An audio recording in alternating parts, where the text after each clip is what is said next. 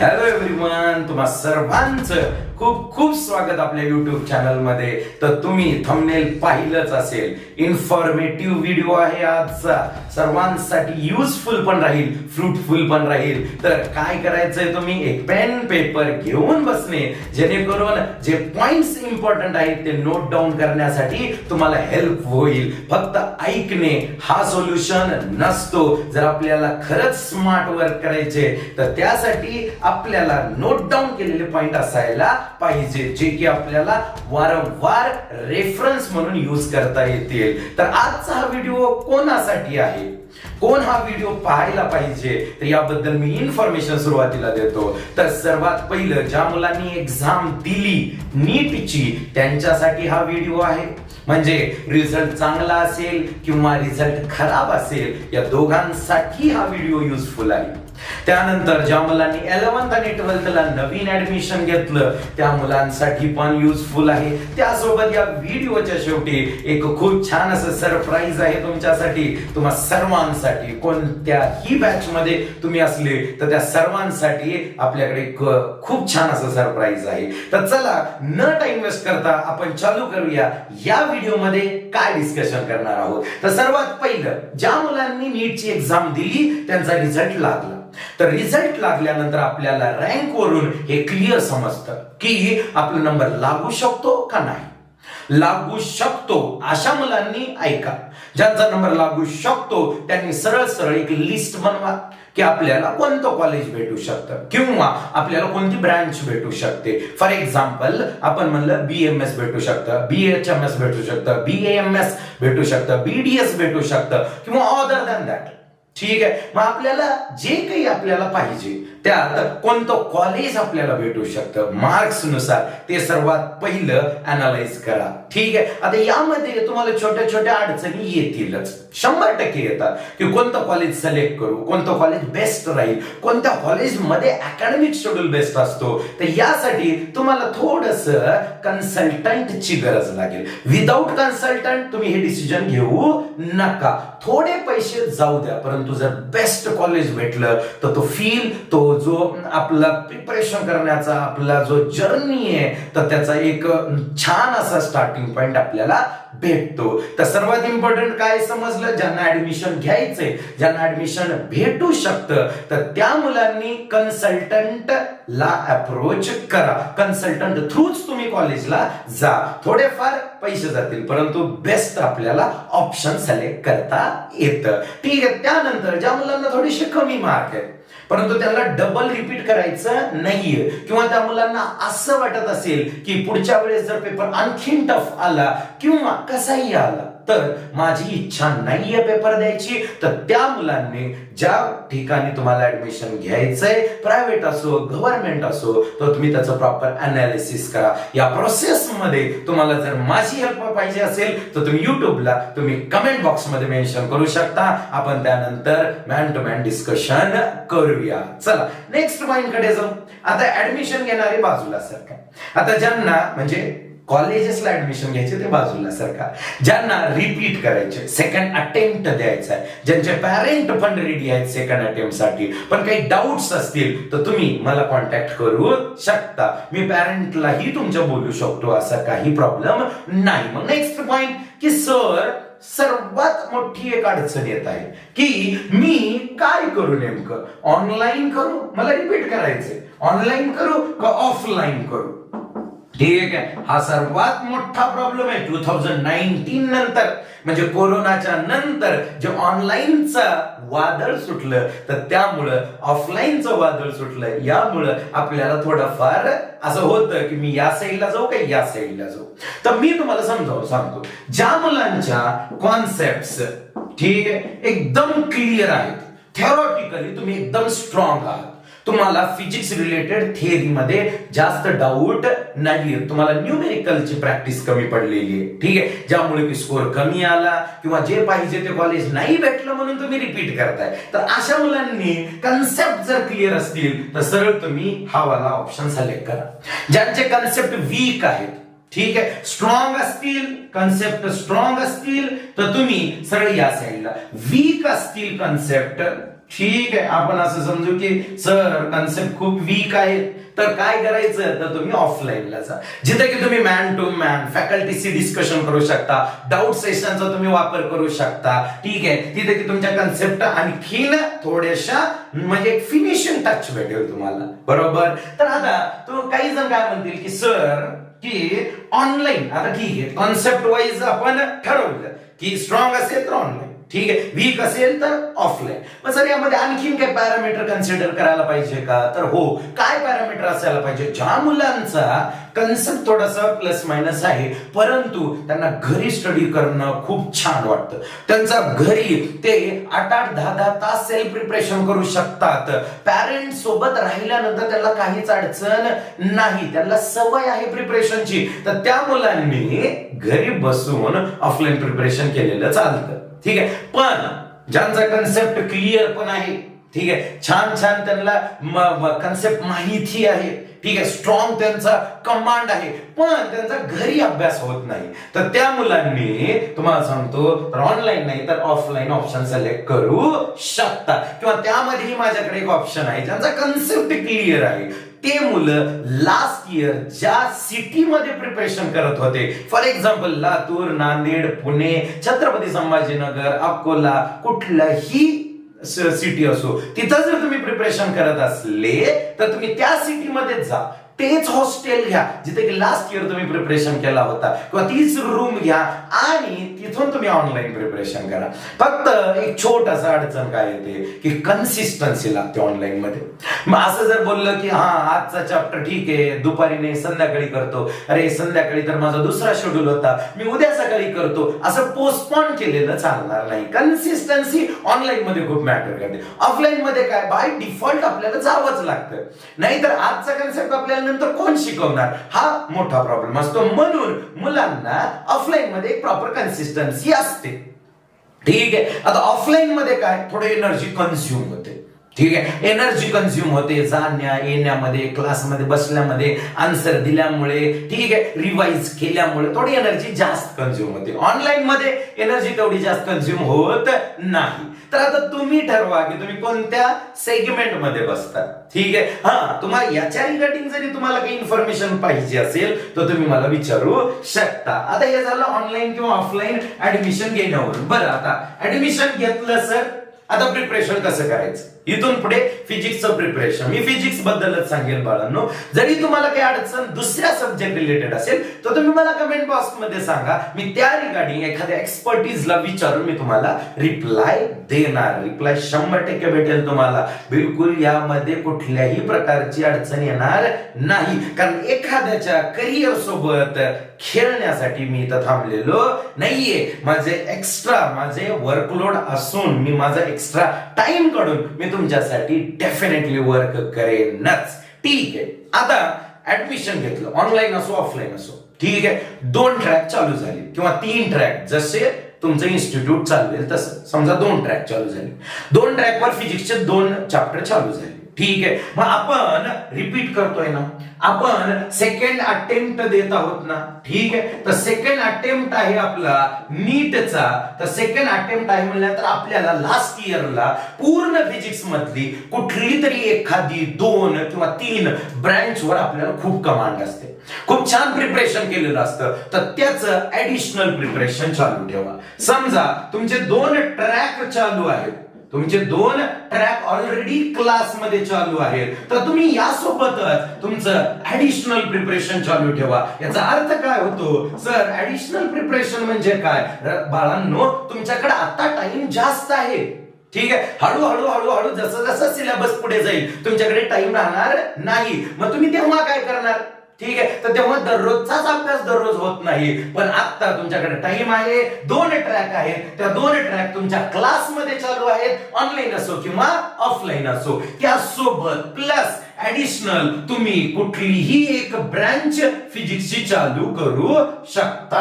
ठीक आहे, for example तुम्ही मॉडर्न चालू करा, मॉडर्न एकदम सिंपल आहे, दुसऱ्या कोण्या चॅप्टरचा जास्त काही लोड येत नाही, तर तुम्ही मॉडर्न चालू करा. किंवा तुम्ही हीट चालू करू शकता, हीट वाला म्हणजे हीट ट्रान्सफर किंवा thermal properties of matter, calorimetry, KTG, thermodynamics हे चालू करू शकता. किंवा मॉडर्न मध्ये ड्युअल, न्यूक्लिआय, ऍटम किंवा सेमीकंडक्टर हे एका सिक्वेन्स मध्ये चालू करा. ठीक आहे, हे तर होतच राहणार. याच्या एक्झाम पण क्लासमध्ये तुमच्या होतच राहतील, परंतु हे ऍडिशनल आहे. मग या ऍडिशनलचं तुम्ही प्रिपरेशन कराल, परंतु याच्या एक्झाम कुठं होणार हा पण प्रॉब्लेम असतो. मग यासाठी मी आहे ना. तुम्ही फक्त मला मेसेज करा की सर मी ना ड्युअल नेचर माझा कंप्लीट झाला, तर सर मला एखादा क्वेश्चन पेपर बनवून देता का. तो क्वेश्चन पेपर मी तुम्हाला बनवून देईल आणि त्या क्वेश्चन पेपरला तुम्ही सॉल्व्ह करा. सॉल्व्ह झाला की तुम्ही मला सांगा सर सॉल्व्ह झाला, मला आन्सर की पाहिजे, सोल्युशन पाहिजे, मी सोल्युशन ही पाठवून देईल. हेच तर आहे, हेच करण्यासाठी मी आलेलो आहे. या सोबतच मी खूप काही ऍडिशनल गोष्टी या युट्यूब चॅनलच्या मार्फत करणार आहे, पण ते सर्वात शेवटी सांगेल. त्यासाठी तुम्हाला शेवटपर्यंत व्हिडिओ पाहावाच लागेल. महत्वाचा आहे, इन्फॉर्मेटिव्ह व्हिडिओ आहे, तर हे तुम्हाला करणं गरजेचं आहे. रिझन जसं जसं तुम्ही एंड कडे जाता, बरोबर, म्हणजे जसं सिलेबस संपत येतो तसं तसं चॅप्टर्सचा काउंट वाढतो. ठीक आहे, सुरुवातीला 10 चॅप्टर, पुन्हा 20, पुन्हा 40, पुन्हा 50, पुन्हा 70, पुन्हा 80, 100. मग 100 चॅप्टर प्रिपेअर करणं, त्यावेळेस मॉक टेस्ट देणं 100 चॅप्टरवर, हे थोडंसं टफ होतं. तेव्हा प्रिपरेशन ही करणं होत नाही, चालू असलेला सिलेबसच रिवाइज करणं होत नाही, त्यासोबत टेस्ट सिरीज चालू होतात, मग त्याचं प्रिपरेशन करणं होत नाही. तर त्यामुळं हे अगोदरच करून ठेवणं महत्वाचं असतं. वर्कलोड कमी होतो. या रिलेटेड मी तुम्हाला हेल्प करेन ना. ठीक आहे, या रिलेटेड तुम्हाला जे काही पाहिजे त्यामध्ये माझा वाटा राहणार म्हणजे राहणार. ठीक आहे, आता हे झालं तुमचं प्रिपरेशन रिलेटेड, की आता जस्ट जून जुलै मध्ये तुम्ही कशा प्रकारे प्रिपरेशन करायला पाहिजे. असं नाही की सुरुवातीचे 2 चॅप्टर मला सुरुवातीपासून येतात. फॉर एक्झाम्पल वेक्टर आणि युनिट्स अँड डायमेन्शन ते मला येतात, त्याचं प्रिपरेशन खूप छान आहे माझं, तर चला मस्त टाइमपास करू, असं बिलकुल नाही करायचं. त्यासोबत यांचं प्रिपरेशन चालू ठेवायचं. हे कम्प्लीट करा, त्यानंतर हे कम्प्लीट करा. ज्या ज्या ब्रँचेस वर तुम्हाला कमांड आहे तुम्ही ते कम्प्लीट करत जर गेले तर तुमचा नंतर टाइम सेव्ह होईल, तुमचा स्कोर इम्प्रोवाइज होईल, तुम्ही सेल्फ प्रिपरेशन रिलेटेड पर्सन बनसाल. जेणेकरून सेल्फ प्रिपरेशन जो माणूस करतो ना तो घाबरत नाही. फिजिक्स मध्ये जी भीती आहे त्याच्यावर तो काय करतो, त्यावरती वार करतो, त्यावरती तो त्याची कॉन्फिडन्स लेवल वाढवतो. फिजिक्सची भीती, फिजिक्सचा फोबिया कमी होतो, जेणेकरून न्यूमेरिकल्स अटेम्प्ट करताना तो कॉन्फिडन्स आपल्या कामाला येतो. मग सर शेड्यूल रिलेटेड खूप प्रॉब्लेम असतो, शेड्यूलच बनत नाही, मग टाइम टेबलच बनत नाही. मग टाइम टेबल रिलेटेड थोडेस गायडन्स करसाल का? ओके, काहीच अडचण नाही. टाइम टेबल रिलेटेड बोलतो, कसं युटिलाइज करायला पाहिजे. Each and every person in the universe is having 24 hours. But all the persons are not Mukesh Ambani, not Bill Gates. All persons are not rich. ठीक आहे, मग ते काय करतात, आपण काय करतो, आपल्या क्लास मधला एखादा टॉपर विद्यार्थी काय करतो, एखादा ऍव्हरेज विद्यार्थी त्या 24 तासाचा यूज कसा करतो, तर याबद्दल इन्फॉर्मेशन आहे. पॉइंट वाईज जात आहे. प्रिपरेशन कसं, शेड्यूल कसं, टाइम टेबल कसा, हे सर्व तुम्हाला मी गाईड करणार आहे या व्हिडिओ मध्ये. त्यामुळे मी म्हणलं की पेन पेपर घेऊन बसा. मग ह्या ज्या 24 तासाचा पोर्शन आहे त्यामध्ये 8+8+8+ करा. ठीक आहे, जेणेकरून 8 24 तास, या 8 तासांमध्ये तुम्ही तुमचा जो स्लीप प्लस तुमच्या ज्या एक्स्ट्रा ऍक्टिव्हिटी आहेत, ज्यामध्ये तुम्ही जेवण करणं, तुम्ही एक्स्ट्रा म्हणजे जे काही तुमचा सकाळचा रुटीन असू शकतो, वॉशरूम वगैरे, ते कव्हर झालं पाहिजे. 8 hours, त्यामध्ये तुम्ही 6 hours स्लीप करता, 5 hours करता, तर ती तुमच्या बॉडीनुसार डिपेंड करते. एखादा जर माणूस खूप फिजिकल वर्क करत असेल, ठीक आहे, फॉर एक्झाम्पल तुमचंच घ्या, तुमच्या पॅरेंट्स घ्या, जे की शेती करतात, तर ते दिवसभर शेतीत काम करतात, तर पूर्ण बॉडीचं फिजिकल वर्क झालेले, तर त्यांना जास्त वेळ झोपेची गरज आहे. ठीक आहे, समजा फॉर एक्झाम्पल एखादा माणूस दिवसभर चेअरवर बसलो आणि थोडासा डोक्याचाच वापराचं काम आहे, ठीक आहे, तर त्याला झोपेची जास्त गरज, त्याची बॉडी तेवढी जास्त थकलेली नसते. तर डिपेंड करतं, बॉडी नुसार ठरतं. असं नाही की 6 तास झोपायलाच पाहिजे, नाही, आपल्या बॉडी किती थकली आहे, आपल्या बॉडीला किती गरज आहे, हे पण इम्पॉर्टंट पॉइंट आहे. 8 hours संपले, एक्स्ट्रा याच्यातला 1 मिनिट इकडे देऊ नका किंवा 1 मिनिट इकडचा इथे घेऊ नका. नेक्स्ट 8 आवर्स मध्ये काय करायचं सर, तर या नेक्स्ट 8 आवर्स मध्ये क्लास प्लस तुमचे जे काही डाऊट्स आहेत, ठीक आहे, तुम्ही फॅकल्टीला विचारा, तुम्ही ज्या फॅकल्टी कडून शिकत आहात, किंवा तुम्ही माझ्याकडे दुसरा काही ऑप्शन असेल लाईक मी, तर तुम्ही माझ्याशी डिस्कशन करा. तर तुम्ही हे क्लास प्लस डाऊट तुम्ही या 8 आवर्स मध्ये कव्हर करणे. क्लासला येण्या जाण्याचाही टाइम त्याच्यामध्येच ठेवा. हे बघा, मी तुम्हाला खूप एक आयडियल वे न सांगत आहे. यामध्ये प्लस मायनस होतं, परंतु या लूप मध्येच होऊ द्या प्लस मायनस. ठीक आहे, क्लासला कधी 6 आवर्स लागले, कधी 6.5 लागले, ठीक आहे, तर मग 1.5 कुठे द्यायचा, डाऊटला द्यायचा. उद्या चालून जर क्लास 7 आवर्सचे झाले तर 1 आवर कोणाला द्यायचा, डाऊटला द्यायचा. जास्त वेळ टाइम वेस्ट करायचा नाही. फॉर एक्झाम्पल, डाऊट विचारण्यासाठी तुम्हाला एका लाईन मध्ये जर थांबावं लागत असेल तर बिलकुल थांबू नका. दुसरा पर्याय काढा, दुसरं सोल्युशन काढा. ठीक आहे, एक्सक्यूज देऊ नका की सर मला डाऊट आहे पण तुमचा टाइम भेटला नाही म्हणून मी काय करू, मी उद्या विचारू का. बिलकुल नाही, आजचा डाऊट आजच क्लिअर केलं तर तुम्हाला प्रिपरेशन मध्ये हेल्प होते. तर नेक्स्ट 8 आवर्स कोण आहेत, नेक्स्ट 8 आवर्स आहेत फुल सेल्फ प्रिपरेशनला. नेक्स्ट 8 आवर्स कोणासाठी, सेल्फ प्रिपरेशन साठी. सर सर्वजण असंच बोलतात की सर सेल्फ प्रिपरेशन करा बाळांनो, सेल्फ प्रिपरेशन करा मुलांनो. Students, self preparation is a very very important task. तर सेल्फ प्रिपरेशन काय असतं सर, तर सेल्फ प्रिपरेशन मध्ये इम्पॉर्टंट मी तुम्हाला एक गाईडलाईन देतो. ठीक आहे, आपण या साईडला एक थोडंसं तुम्हाला अनालिसिस सांगतो. बघा, जर समजा एखादा फॅकल्टी तुम्हाला शिकवत आहे, ठीक आहे, प्रॉपर थेरॉटिकल न्यूमेरिकल कुठलाही कन्सेप्ट घ्या, शिकवत आहे, बरोबर, तुम्ही समजून ही घेत आहात, तर फॅकल्टी फिजिक्स मध्ये फॅकल्टी तुम्हाला 20 to 25% नॉलेज देतो. ठीक आहे, म्हणजे for example me dimensional analysis concept शिकवला, जो की खूप इम्पॉर्टंट आहे. ठीक आहे, यावेळेस JEE ऍडव्हान्सला पण त्याच्यावरती क्वेश्चन आला, किंवा मी तुम्हाला व्हर्नियर कॅलिपर आणि स्क्रू गेज शिकवत आहे. व्हर्नियर कॅलिपर आणि स्क्रू गेज वर यावेळेस नीट ऍज वेल एज JEE ऍडव्हान्स दोन्ही एक्झाम साठी प्रश्न आला. ठीक आहे, तर मग आता त्या कन्सेप्टला मी शिकवलं. ठीक आहे, मी तुम्हाला किती नॉलेज देऊ शकतो, 20 to 25%. रिमेनिंग 80 to 75% नॉलेज हे तुम्हाला सेल्फ प्रिपरेशन देतं. ठीक आहे, हे कोण शिकवू शकतो कन्सेप्ट, तर तुम्हाला जो शिकवणारा टीचर किंवा फॅकल्टी तुम्हाला ही इन्फॉर्मेशन देऊ शकतो.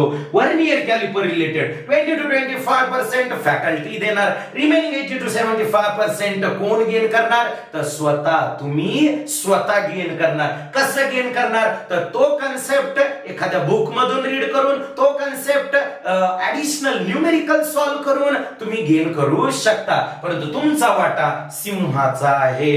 ठीक, एकदा जर आपल्याला चांगले मार्क भेटले तर आपण असं नाही बोलायचं की यामध्ये कॉन्ट्रीब्युशन याचे त्याचे, यामध्ये कॉन्ट्रीब्युशन मेजॉरिटी माझं स्वतःच आहे असं बोललं पाहिजे. तो कॉन्फिडन्स मला तुमच्यामध्ये पाहायचा आहे. तो कॉन्फिडन्स बूस्ट करण्यासाठी जी इन्फॉर्मेशन तुम्हाला पाहिजे ती मी तुम्हाला या ठिकाणी देत आहे. मग हे जे सेल्फ प्रिपरेशन आहे, इथं सेल्फ प्रिपरेशन बोललो, ते नेमकं काय असतं तर त्याबद्दल डिस्कशन करू. तर बघा, सर्वांचं लक्ष इकडं. तर फिजिक्स हा सब्जेक्ट जो आहे तो टफ नाहीये, थोडा लॉजिकल आहे, थोडा प्रॅक्टिस ओरिएंटेड आहे, थोडासा आपल्याला मेहनत जास्त करावी लागेल in comparison with other subject. Reason, selection parameter कोण आहे, अरे सिलेक्शन पॅरामीटर कोण आहे, तर फिजिक्स आहे. कोणतीही एक्झाम असू द्या, कोणती म्हणजे काय, MST CET असू द्या, JEE ऍडव्हान्स किंवा नीट असू द्या, या सर्व कॉम्पिटिटिव्ह एक्झाम साठी सिलेक्शन पॅरामीटर कोण असतं, फिजिक्स असतं. मग प्रिपरेशन कसं करायचं, ठीक आहे, त्यासाठी आपल्याला कशाची गरज पडेल तर मी तुम्हाला सर्वात पहिलं समजावून सांगतो. बघा, आपण क्लासमध्ये ज्या नोट्स लिहितो किंवा फॅकल्टी आपल्याला लिहून देतात तर त्या नोट्स घरी आल्यानंतर रीड करणे, न्यूमेरिकल असतील तर ते न्यूमेरिकल सॉल्व्ह करणे. बघायचं नाही, बिलकुल बघायचं नाही. फक्त बघितल्यामुळं कुठं कंटेंट गेन होणार आहे. एखादं बुक घ्या, ठीक आहे, तुम्ही बघत जा. काय नॉलेज भेटलं? काहीच नाही, झिरो. मग आज हे काय झालं? हा शो ऑफ झाला की मी अभ्यास करतोय, मी दररोज डेली अभ्यास करतोय, बघतोय मी सरांनी काय सांगितलं, परंतु यामुळे तुमच्या डोक्यामध्ये ते इन्फॉर्मेशन स्टोअर होणार नाही, तुम्हाला ऍडिशनल इन्फॉर्मेशन गेन होणार नाही. बरोबर, तुम्हाला ते परमनंट लक्षात राहणार नाही. मग तुम्हाला त्यासाठी काम करावं लागेल. मग दिलेल्या ज्या नोट्स आहेत त्या नोट्स रीड करणं, ठीक आहे, थेरॉटिकल असेल तर रीड करा, न्यूमेरिकल असेल तर सॉल्व्हच करावं लागतं. ठीक आहे. बरं, एखादा थिअरी पॉइंट खूप महत्वाचा आहे, सरांनी वरती व्हेरी इम्पॉर्टंट लिहून दिलं, तर त्याला परत डोळे बंद करा, मेमोराइज करा, ठीक आहे, त्याला परत लिहून काढा. ठीक आहे, याला आपण काय म्हणतो? काही जण म्हणतील याला किशोर, याला तर पाठ करणं म्हणतात. एखादा कन्सेप्ट जर थोडा इम्पॉर्टंट असेल तर पाठ करणं हे चुकीचं नाहीये. ठीक आहे, असं नसतं की नाही फिजिक्स हा सब्जेक्ट फक्त कॉन्सेप्ट वाईज जायला पाहिजे. काही गोष्टी तर सर्वजण पाठ करतात, त्यामुळे हे चुकीचं नाहीये. मला कोणती मेथड परफेक्ट जमते हे मला माहित आहे, तर मी त्यानुसार अभ्यास करणार. ठीक आहे, मला थोडस पाठांतर, थोडा कॉन्सेप्ट वाईज जाणं परफेक्ट वाटतं, जा, बिंदास जा. असं नाहीये की एखादा बोलला की कन्सेप्ट वाईजच जायला पाहिजे, पण तो कन्सेप्ट वाईज मला थोडं हार्ड जातं, तर आपण ते कॉपी कॅट बनायचं नाहीये. आपल्याला आपला पॅटर्न फाइंड आउट करायचे आणि त्यावरती काम करायचंय. तर ठीक आहे, क्लास नोट्स भेटल्या, क्लासमध्ये लिहून घेतल्या, तर त्याला घरी आल्यानंतर रीड करणं, न्यूमेरिकल असतील तर सॉल्व्ह करणं. सेम न्यूमेरिकल ते माझा सर ऑलरेडी समजले तर डबल सॉल्व्ह करायचं. Practice make main perfect. ठीक आहे, त्यानंतर नेक्स्ट पॉइंट कडे जाऊ. तर क्लास नोट्स वाचल्या, रीड केल्या, नॉलेज 100% भेटतंय का? नाही. त्यासाठी तुमच्याकडे एक ऍडिशनल बुक असायला पाहिजे. ते बुक रीड करणं किंवा जर न्यूमेरिकल असतील तर न्यूमेरिकल सॉल्व्ह करणं. एकदम सिम्प्लिफाईड वे मध्ये सांगतोय की कसा अभ्यास करायला पाहिजे. मी सेम मेथड फॉलो करतो.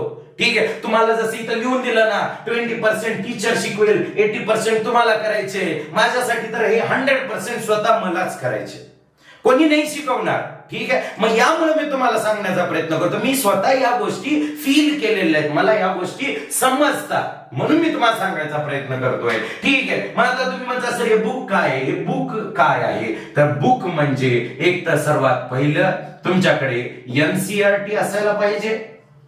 ठीक आहे, एनसीईआरटीतून रीड करा. जर तुम्हाला थोडीशी इंग्लिश म्हणजे एकदम स्टँडर्ड वाली इंग्लिश जर जमत असेल तर तुम्ही एनसीईआरटी रीड करा, तुम्हाला समजेल. ठीक आहे, त्यामधले न्यूमेरिकल खूप छान असतात, बरं, खूप छान न्यूमेरिकल असतात. ठीक आहे, त्या न्यूमेरिकलला आपण तोडून एक्झाम मध्ये विचारू शकतो, किंवा थोडासा सिंपल असेल तर तो डायरेक्ट एक्झाम मध्ये विचारू शकतात. ठीक आहे, फायनल एक्झाम तुमची नीट, जेई, कुठली एक्झाम असू द्या. मग त्यानंतर एनसीईआरटी तुमच्याकडे असणं गरजेचं आहे, त्याच्यामधून रीड करा. ठीक आहे, नेक्स्ट पॉइंट, सेकंड, तुमच्याकडे एक रेफरन्स बुक असायला पाहिजे. रेफरन्स बुक कोणतं? तर रेफरन्स बुक तुमच्याकडे न्यूमेरिकल साठी किंवा थिअरी साठी असं वेगवेगळ्या पॅटर्न मध्ये असतात, परंतु माझ्याकडे 4 रेफरन्स बुक ची लिस्ट आहे. बरोबर, जे की मी स्वतः थोडं त्याच्यातून प्रिपरेशन केलेलं आहे, तर मला स्वतःला त्याचा अनुभव आहे म्हणून सांगत आहे. सर्वात पहिलं जर बघायला गेलं तर BM शर्मा. ठीक आहे, थोडेसे न्यूमेरिकल टफ असतील, थोडेसे इझी असतील, परंतु ज्या प्रकारचे आता पेपर निघत आहेत, कोणतीही एक्झाम असू द्या, त्यानुसार टफ इझी म्हणायचं नाही. न्यूमेरिकल दिसला सॉल्व्ह केला. टफ असेल, थोडा टाइम घेईल, थोडीशी गरज लागेल फॅकल्टीची किंवा कोणत्या फ्रेंडची गरज लागेल डाऊट सॉल्व्ह करण्यासाठी, लागू द्या, पण सॉल्व्ह करायचा. ठीक आहे, एक सर्वात पहिलं BM शर्मा. नंतर त्यामध्ये तुम्हाला नेक्स्ट समजा पाहिजे असेल दुसरं 3-4 बुक्सची लिस्ट आहे. एक तर BM शर्मा, किंवा दुसरं जर बोललं DC पांडे, किंवा तिसरं एररलेस. ठीक आहे, या 3 बुक पैकी तुम्ही कोणतंही एखादं बुक तुम्ही यूज करू शकता. बरं, एखादा विद्यार्थी म्हणला की सर हे जे बुक्स आहेत ना, यामध्ये थोडी स्टँडर्डनेस नाहीये बुक्स मध्ये, तर तुम्ही 4th HC वर्मा बुक कडे जाऊ शकता. तुम्हाला त्याही बुक मधून थेरॉटिकली नॉलेज तर भेटेल, पण न्यूमेरिकल वाईज थोडा हायर लेवलला नॉलेज भेटेल. त्यानंतर थर्ड पॉइंट, तुमच्याकडे बुक्स मध्ये काय असायला पाहिजे, तर तुमचे जे क्लास असतात, जे तुम्ही क्लास लावले त्या क्लासचे मॉड्यूल तुम्ही यूज करू शकता. ठीक आहे. आता हे तीनही असायलाच पाहिजे. तुम्ही म्हणताल सर रेफरन्स बुक मध्ये तुम्ही सांगितलेले चारही घेऊ का, नको नको बेटा, तुम्हाला यामध्ये कोणता तरी एकच बुक घ्यायचंय. ठीक आहे. मग त्यासाठी तुम्ही तुमच्या सिनियरला विचारू शकता किंवा तुम्ही मला मेसेज करा, कमेंट करा की सर मला थोडंसं बुक्स रिलेटेड थोडं डिटेल मध्ये इन्फॉर्मेशन पाहिजे, म्हणजे बीएम शर्मा ठीक आहे का, डीसी पांडे ठीक आहे का, एररलेस का, एच सी वर्मा कोणतं ठीक आहे, यावरती आपण डिस्कशन करू. मग तुम्ही याच्यातून जेव्हा रीड करसाल किंवा न्यूमेरिकल सॉल्व्ह करसाल या तिन्ही बुक्स मधून, तिन्हीचा वापर करायचा, एक्सक्यूज द्यायचं नाही. यावेळेस एक्सक्यूज कामाला येणार नाही. मग यानंतर काय करायचं सर, लास्ट स्टेप काय आहे, तर सर्व मुलं या लास्ट स्टेपला सुरुवातीला सिरियसली घेतात आणि नंतर हळूहळू स्किप करून देतात.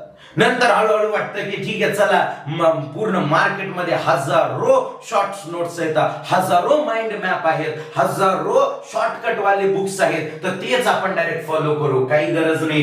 स्वतःच्या शॉर्ट नोट्स असायला पाहिजेत, सेल्फ मेड शॉर्ट नोट्स असायला पाहिजेत. सेल्फ मेड शब्द का वापरतोय मी इथं, कारण आपण बनवलेल्या शॉर्ट नोट्स आपल्याला स्टडी करण्यासाठी खूप सिंपल असतात. जर समजा फॉर एक्झाम्पल घ्या, ऍट द एंड पूर्ण तुमचा सेशन संपत आला, आता एक्झामला 1 महिना शिल्लक आहे आणि तुमच्या मॉक टेस्ट चालू आहे, तुमच्या बल्क म्हणजे तुमच्या पूर्ण सिंगल चॅप्टर वाईज नाही तर तुमच्या बल्क मध्ये एक्झाम चालू आहेत.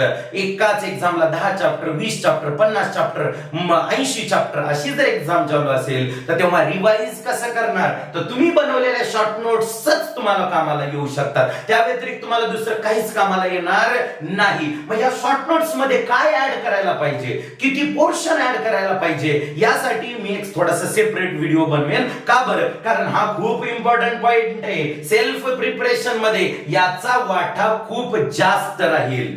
ठीक आहे. आता तुम्ही म्हणले की सर सॉल्व काय सॉल्व करायचं, तर न्यूमेरिकल सॉल्व करायचे. न्यूमेरिकल खूप महत्वाचं आहे बाळांनो. न्यूमेरिकलचा वाटा खूप जास्त आहे, त्यामुळे न्यूमेरिकल वर फोकस जास्त असायला पाहिजे. न्यूमेरिकल जेवढे तुम्ही जास्त प्रिपेअर करसाल तर तुमची त्यासोबत जो थेरॉटिकल अप्रोच आहे, तुमचा थेरॉटिकल कन्सेप्ट आहे, हे तुमचा फिनिश होत चालेल. म्हणजे त्याला एक प्रॉपर फिनिशिंग भेटत चालेल. एक थोडासा एक स्टँडर्ड लेवलला तुमचा कन्सेप्ट जाईल. ठीक आहे. म्हणजे तोच कन्सेप्ट आहे, सेंटर ऑफ मासचा तोच कन्सेप्ट आहे, तोच फॉर्म्युला आहे, परंतु त्यावरती क्वेश्चन जर एकदम स्टँडर्ड लेवलचे सॉल्व्ह केले तर तुमच्या त्या कन्सेप्टला एक फिनिशिंग टच भेटतो, त्या कन्सेप्टची लेवल हाय होऊन जाते. ठीक आहे. मग आपण असं कॉन्फिडन्स न बोलू शकतो की द्या क्वेश्चन, कुठूनही द्या, कितीही लेवलचा द्या, हार्ड लेवल द्या, इझी द्या, मॉडरेट द्या, टफेस्ट द्या, I am ready with that. ठीक आहे. मग हे कन्सेप्टची ताकद आहे. ठीक आहे. फक्त थेरॉटिकल तुम्ही जर रिव्हिजन केलं, तुम्ही फक्त थेरॉटिकल अप्रोच न गेले तर तुमच्याकडून तो कन्सेप्ट एवढा स्ट्रॉंग नाही बनणार. मुलं काय करतात, स्टुडंट काय करतात की थेरॉटिकली सरांनी शिकवल्यानंतर त्यांना असं फील होतं की समजलं, मला एकदम छान शिकवलं सरांनी, ईच अँड एव्हरी फॅकल्टी छानच शिकवतो. ठीक आहे. इथं हा फॅकल्टी छान, तो खराब, असं काहीच नसतं. ठीक आहे. तर तुम्ही फक्त तुमचा बघण्याचा दृष्टिकोन बदला तर तुम्हाला प्रत्येक फॅकल्टीचा कन्सेप्ट एकदम डीप आणि थॉटफुल दिसेल.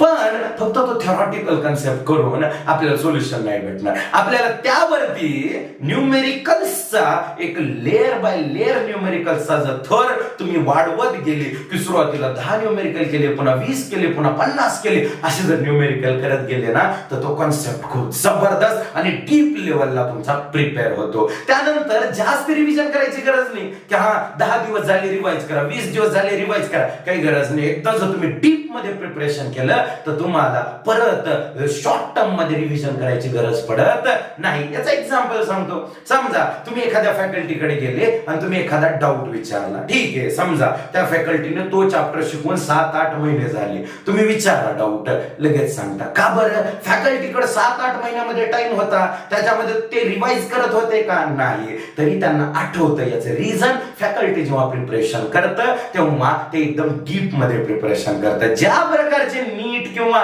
JEE चे पेपर इथून पुढे येतील त्यांना पण त्याच लेवलचं प्रिपरेशन तुम्ही करणं गरजेचं आहे. मग त्यासाठीच तुम्हाला हे अनालिसिस दिले. बघा आता विचार करा, मग सांगा बरं या 20% बघा इथंच फक्त हे लिहून दिलेलं क्लासमध्ये लिहून दिलेलाच कन्सेप्ट या 20% येतो. हे परत तुम्हाला सॉल्व्ह करायचे, तुम्हालाच रीड करायचे, बुक तुम्हालाच प्रिफर करायचे. 2-2, 3-3 बुक आहेत पण शॉर्ट नोट्स पण तुम्हालाच काढायचे आहेत. म्हणजे सांगा बरं मला सांगा या पूर्ण प्रिपरेशन मध्ये सिंहाचा वाटा कोणाचा आहे? तर स्टुडंटचा आहे, तुमचा स्वतःचा आहे. तर त्यावरती काम करणं गरजेचं आहे. मग सांगा बरं या 24 तासामधले 8 तास सेल्फ प्रिपरेशनला देणं हे मी चुकीचं बोललो का? तर नाही, बिलकुल नाही. हा व्हिडिओ जर तुम्हाला वाटत असेल तुम्ही तुमच्या पॅरेंट्स सोबत बसून बघा, हे तुम्हाला समजावून सांगतील, प्रत्येक शब्दाचा अर्थ तुम्हाला समजावून सांगण्याचा प्रयत्न करतील, कसा शेड्यूल बनवायला पाहिजे, कशा प्रकारे आपली जर्नी एक स्टँडर्ड वे मध्ये एका प्रॉपर कन्सिस्टन्सी मध्ये घेऊन जायला पाहिजे. यावरतीच आपण डिस्कशन करत आहोत. आता बघा यानंतर एक महत्वाचा पॉइंट की आपण शेड्यूल जो आहे तो 8-8-8 वाला तर सांगितला, ठीक आहे, परंतु शेड्यूल कसा असायला पाहिजे? ठीक आहे, 2 तास फिजिक्स, 2 तास केमिस्ट्री, 2 तास बायो का 3 तास बायो, ठीक आहे, 2 तास केमिस्ट्री, 2 तास फिजिक्स. तर हे डिपेंड करतं त्या टाइमला तुमचा कोणता चॅप्टर चालू आहे. ठीक आहे, बायो मध्ये एखादा टफ चॅप्टर चालू आहे किंवा मॅथ मध्ये एखादा टफ चॅप्टर चालू आहे, फिजिक्स केमिस्ट्रीला थोडी इझी चॅप्टर आहे, तर थोडासा फिजिक्स केमिस्ट्रीला कमी टाइम दिला आणि बायो किंवा मॅथ असेल तर त्याला जास्त दिला तर चालतं. असं नाही की बायो किंवा मॅथचं मार्क्सचं वेटेज जास्त आहे म्हणून त्याला जास्त टाइम द्या आणि या दोघांना नको, असं बिलकुल होत नाही. ठीक आहे, मग शेड्यूल असतो तरी कसा? तर शेड्यूल डेली वाला असतो. ठीक आहे, म्हणजे आजचं टार्गेट काय आहे? ठीक आहे, आज जर टार्गेट बघितलं तर दररोजचं प्रिपरेशन करायचे, त्यासोबत ऍडिशनल प्रिपरेशन करायचे, 50 न्यूमेरिकल सॉल्व्ह करायचे, 100 न्यूमेरिकल सॉल्व्ह करायचे. हे काय टार्गेट आहे आजचं? ठीक आहे, त्यानुसार डेली वाला शेड्यूल ठरतो किंवा आपण त्याच्यामध्ये वीकली वाला शेड्यूल पण काय म्हणू शकतो, इंट्रोड्यूस करू शकतो. वीकली वाला टार्गेट काय आहे? कारण टार्गेट असायलाच पाहिजे. जर टार्गेट नसेल तर लाईफ ही युजलेस आहे, वर्थलेस आहे. त्यासाठी टार्गेट डिफाईन असायला पाहिजे. त्यानंतर तुमचा याच्यामध्ये मंथ वाईज पण शेड्यूल असायला पाहिजे. ठीक आहे, जे की तुमचं टार्गेट फायनलाइज, टार्गेट डिसाइड करतं. असं नाही की आज आला दिवस आणि गेला दिवस, असं नाही व्हायला पाहिजे. ठीक आहे, यामध्ये शेड्यूल बनवण्यामध्ये, टाइम टेबल बनवण्यामध्ये माझी जिथे जिथे गरज पडेल तिथं तिथं तुम्ही मला मेसेज करा, मी तुम्हाला हेल्प करायला तयार आहे. झालेल्या चॅप्टरवर तुम्हाला क्वेश्चन पेपर पाहिजे, प्रॅक्टिस पेपर पाहिजे, तुम्हाला DPPs पाहिजे म्हणजे डेली प्रॅक्टिस पेपर पाहिजे, तेही प्रोव्हाइड करायला मी तयार आहे. आणि ते पण स्टँडर्ड क्वेश्चन्सची. ठीक आहे, ज्यामध्ये की तुम्ही बोलले MST CET ची द्या त्या लेवलची किंवा JEE मेन्स त्या लेवलची किंवा तुम्ही बोलले नीट लेवलची तर त्या लेवलची ही आपण द्यायला तयार आहोत. काही मुलं अशी असू शकतात जे म्हणतील की सर ऍडव्हान्सचं प्रिपरेशन करायचे, तर त्या लेवलचं प्रिपरेशन साठी मला थोडी हेल्प करता का? तर त्या रिलेटेड पण मी हेल्प करायला तयार आहे, जेणेकरून मी जे प्रिपरेशन करेल ते स्टुडंटच्या कामाला आलं पाहिजे. हा एक मेन हेतू आहे. का बरं? कारण मी माझी जी जर्नी मी फील केलेली आहे किंवा मी माझी जर्नी 11-12 पासून जगत आलेलो आहो, तर त्याचा कुठंतरी स्टुडंटला हेल्प झाली पाहिजे, हा माझा हेतू आहे या व्हिडिओ मागचा. चला, अशा प्रकारे आपण डिस्कशन केलेलं आहे खूप छान छान पॉइंट्स वरती. फिजिक्सचं प्रिपरेशन कसं करावं, कशा पद्धतीने या पूर्ण पुढच्या 1 वर्षाला टॅकल करायला पाहिजे, हे सर्व डिस्कशन जरी मी रिपीटर बॅच साठी बोललो असेल तरी अभ्यास कसा करायला पाहिजे किंवा कशा प्रकारे प्लॅनिंग करायला पाहिजे हे 11th आणि 12th चे मुलं पण फॉलो करू शकतात. आता बोलत असताना मी खूप वेळेस नीटचा उल्लेख जरी केला असेल तरी फिजिक्स हा subject PCM as well as PCB दोघांसाठी आहे. त्यामुळं अभ्यास करण्याची पद्धत जी आहे ती दोघांसाठी सेम राहील. फक्त डिफरन्स थोडासा कंटेंट किंवा द टाइप ऑफ न्यूमेरिकल याचा असू शकतो किंवा द लेवल ऑफ न्यूमेरिकलचा असू शकतो, पण याचा अर्थ असा नका घेऊ की नीटची एक्झाम इझी आहे, जेईची अवघड आहे, असं काहीच राहिलं नाहीये सध्या. कारण तुम्ही जर सीईटी MST सीईटीचा जरी पेपर पाहिला लास्ट इयरचा, तर द बेस्ट क्वेश्चन्स आलेले आहेत. आणि ऍडव्हान्सचा तर आपण विचार करतोच की द टफेस्ट एक्झाम म्हणून, पण JEE आणि नीट या दोघांनीही स्वतःचा स्तर आता वाढवलेला आहे. तर सर्वच एक्झाम अशा जर होत गेल्या तर द क्वालिटी ऑफ एज्युकेशन मध्ये खूप इंटरेस्ट येईल, खूप मजा येईल शिकवणाऱ्यालाही आणि शिकणाऱ्यालाही. आता तुम्ही जर एक गोष्ट नोटीस केली असेल तर जेई किंवा नीट किंवा सीईटी किंवा ऍडव्हान्स यामध्ये जर बघायला गेलं तर या बाकीच्या 3 एक्झाम, ऍडव्हान्स सोडलं तर बाकीच्या 3 एक्झाम या जवळपास सेम लेवललाच प्रिपरेशन राहील. चॅप्टरचा कंटेंट मे बी कमी जास्त असू शकतो. आता आपण येऊ लास्ट पॉइंट कडे. मग 11th आणि 12thच्या मुलांसाठी काय प्लॅनिंग असायला पाहिजे? तर या व्हिडिओ मध्ये मला तरी थोडस अशक्य वाटतंय, कारण व्हिडिओ खूप जर लेंदी बनला तर मग तो बोरिंग वाटायला लागेल. तर त्यासाठी मी 11th आणि 12th साठी सेपरेट व्हिडिओ बनवतो. त्याची तुम्ही जास्त दिवस वाट बघायची नाही गरज. मी नेक्स्ट 2 to 3 डेज मध्ये त्यांच्यावरती काम करून सुंदर असा व्हिडिओ मी तुमच्यासाठी बनवेल. आता जे सरप्राईज होतं त्याकडे येऊ. सरप्राईज काय आहे? तर मी जे रिपीटर असतील किंवा जे 11th असतील किंवा जे 12th चे मुलं असतील, तर अशा मुलांच्या 10 मुलांच्या म्हणजे 10 स्टुडंट्सच्या 10 स्टुडंट्स इन 1 बॅच. ठीक आहे. तर 10 स्टुडंटची एक बॅच, अशा मी 2 बॅच तयार करणार आहे. त्यामध्ये रिपीटरचे वेगळे असू शकतात, 11th वेगळे, आणि 12th ला रिपीटर सोबत मर्ज केलं तरी चालतं, काही अडचण नाही. आता त्या 10 मुलांच्या मी 2 बॅच बनवणार आहे. म्हणजे 10 एका बॅच मध्ये मुलं, नेक्स्ट बॅच मध्ये 10 मुलं. अशा मुलांवरती काम करण्यासाठी असं नाही त्यामध्ये की टॉपरच असतील आणि असेच असतील, काहीच नाही, लिमिट काही नाही. जे मुलं अप्रोच करतील, जे मुलं म्हणतील की सर मला या बॅच मध्ये जॉईन व्हायचं आहे, तर ते मुलं येऊ शकतात. हा, फक्त लिमिट आहे 10-20 मुलांसाठीच आहे. कारण या मुलांवरती मी दररोज डेली 1 आवर काम करणार आहे.